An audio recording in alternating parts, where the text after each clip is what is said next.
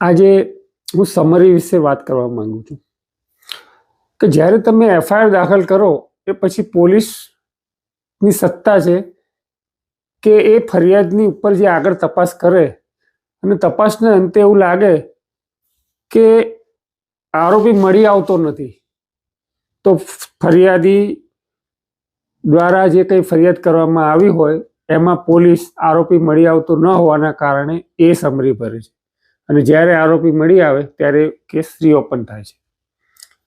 બીજી સમરી છે બી સમરી, જેને કહેવાય ખોટી ફરિયાદ.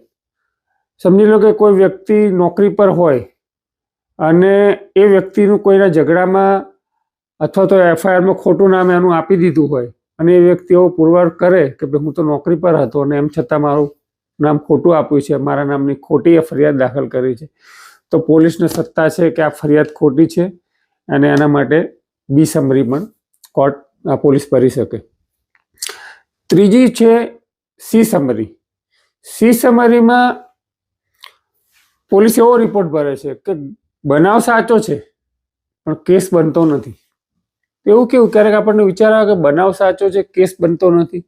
એનું સિમ્પલ એક ઉદાહરણ લઈ લઈએ કે કોઈ વ્યક્તિ એવી ફરિયાદ નોંધાવી હોય કે મારું મકાન રાત્રે 2 વાગે સળગાઈ નાખ્યું છે પણ કોઈના નામ ના આપ્યા હોય તો પોલીસ રિપોર્ટના અંતે એવું કહી શકે કે કેસ સાચો છે પણ ગુનો બનતો નથી. કોની સામે?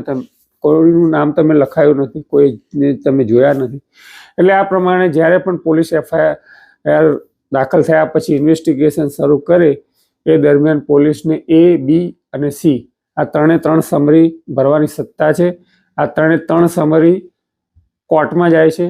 કોર્ટમાં જ્યારે આ સમરી નામદાર કોર્ટ મંજૂર કરે એ પહેલાં જે ફરિયાદીએ ફરિયાદ કરી હોય એને પણ કોર્ટ સમન્સ કાઢે છે અને આ સમરી મંજૂર ના કરવી એના કારણો માટે એને રજૂઆતની તક આપે છે અને એ વખતે ફરિયાદી પોતાના વાંધા પણ રજૂ કરી શકે છે. મિત્રો,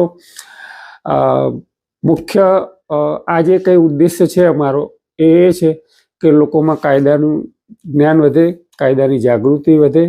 તો મિત્રો, જો તમને કાયદાની જાગૃતિ વધતી લાગતી હોય, મારા વિડીયોથી તમને કાયદાકીય જ્ઞાન મળતું હોય તો કોમેન્ટ કરજો અને જાગૃતિ માટે વધુમાં વધુ વિડીયો શેર કરજો.